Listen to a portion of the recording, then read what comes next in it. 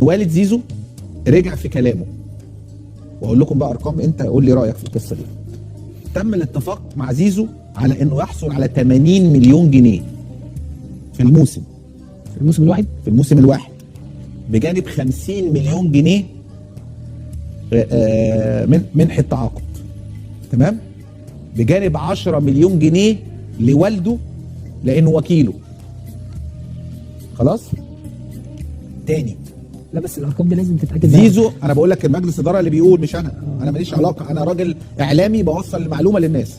80 مليون جنيه لزيزو، 50 مليون جنيه منح التعاقد، 10 مليون جنيه 10% من يعني هقول لك 10%، 10 مليون جنيه اللي بعد كده لوالد زيزو كوكيله. طيب جه اول امبارح، ده الكلام اللي بيقوله، ده اللي اتفقوا عليه وخلاص، وعلى هذا الاتفاق كان هتدفع هذه المبالغ وفلوس من رجال اعمال وكده يا كابتن معتصم. راح جه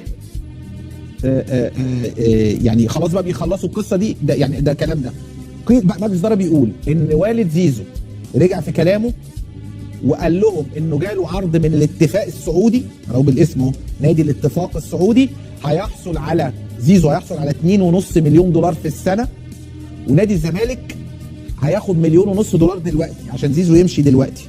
يعني فاهم قصدي؟ واللاعب هياخد 2.5، يعني هياخد نص ال 2.5 في السنه، مليون وشويه في، تمام؟